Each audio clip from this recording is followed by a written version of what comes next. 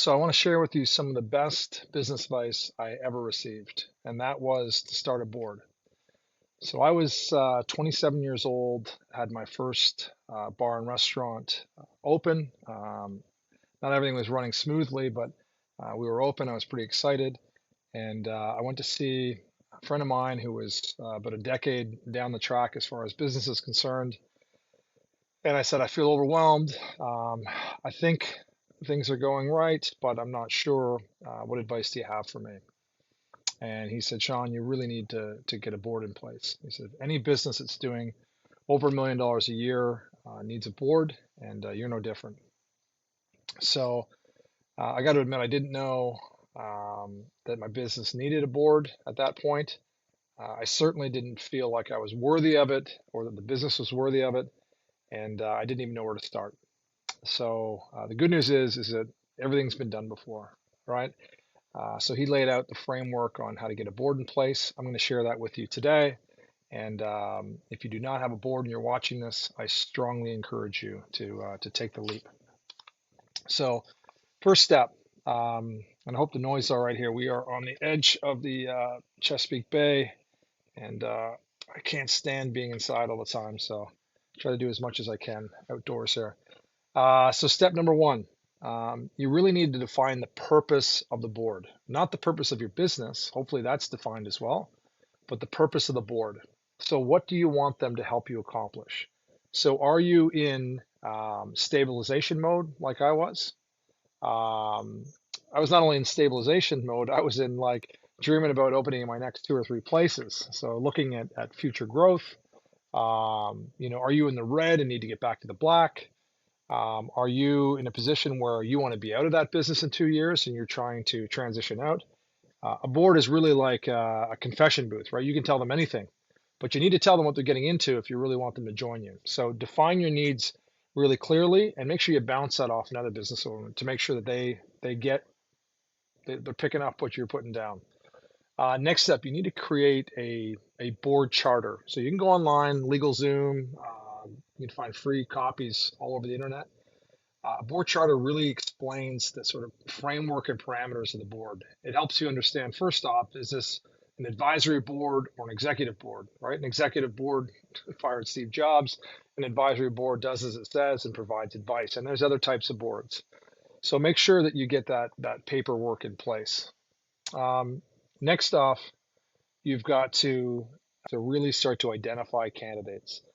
This was the toughest part for me because, as I said earlier, I didn't think I was worthy of, um, you know, super successful people's time. So I was putting my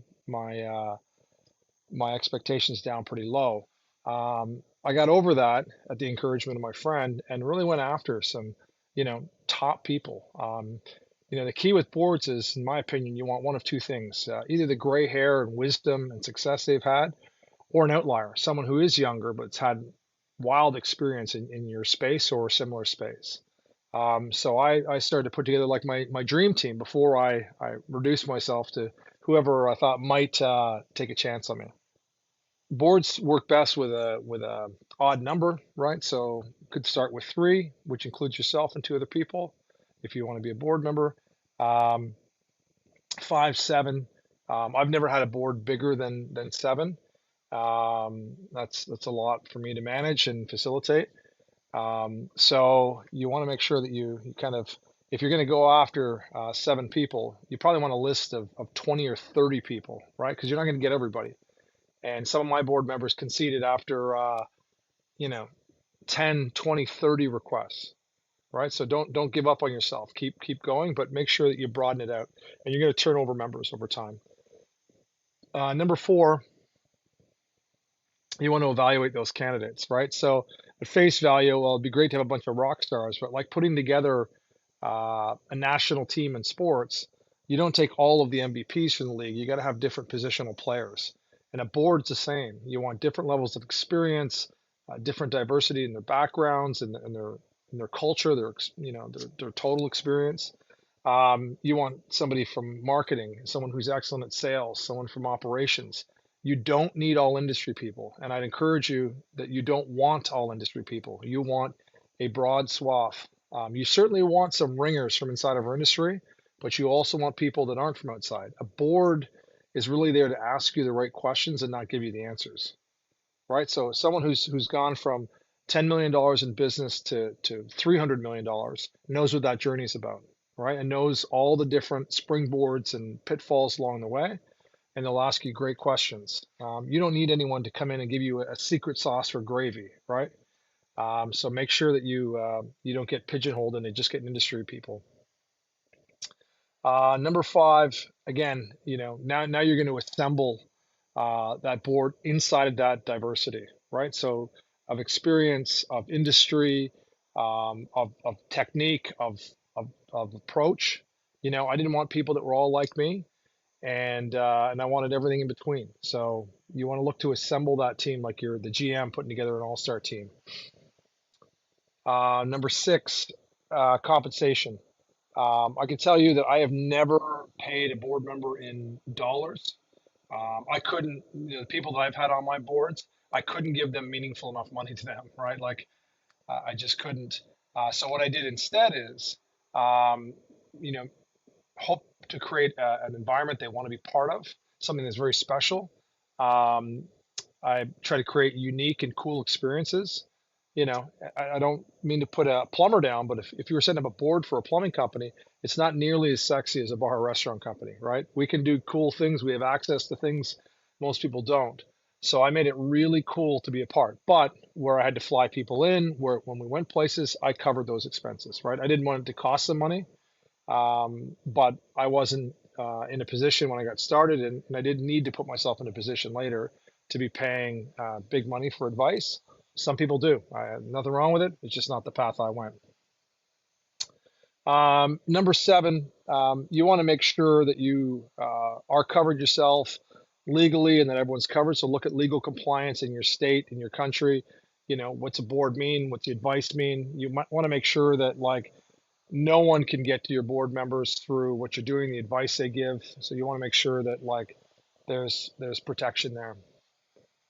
Number eight is where you've made those selections, you've got people to accept, and you are in a position now to offer positions. So every board that I have had a chairman of the board, which has never been me. I am not great at running a board meeting. I can go long on things. So a good chairman is someone who can run a meeting, who can make decisions on the fly, who can kind of break things up if they happen. Um, you look at the structure of a board, and you want to get those positions assigned as you go in and get people to accept them. Number nine, the orientation and training. So a lot of people just go right into their first board meeting. I really suggest that you set up your first meeting to be your orientation and training so that everyone knows the roles, they really understand where you're coming from, the rhythm, the cadence, how you're going to report, how you're going to prepare for the meetings. And I'll tell you, that's the toughest part of having a board is that, do not waste people's time. Make sure that your information goes out 2 or 3 business days beforehand so they have a chance to read and absorb things. Make sure that you are ready on the day. Make sure there's no other distractions. Make sure you've got the right space, all of those things. So yeah, you want to help them understand how the rhythm of the board's going to go. And then number 10 is to get going. Realize that board meetings are like anything. They're going to be messy at first. With me, I asked my board to hold me to a standard of a company 10 times my size. I wanted to perform at that level. I wanted to be held accountable at that level. I expected everyone there to deliver. And you will find out pretty quickly, 2, 3 meetings in, who's who. And if it's working out, I certainly didn't hold a gun to anyone's head to stick around. If people felt it wasn't for them, they could tap out at any time. I hope to get a year-long commitment for each board member, and that hopefully they'd re-up at the end of the year for another year. But again, I didn't hold anyone hostage to my meetings.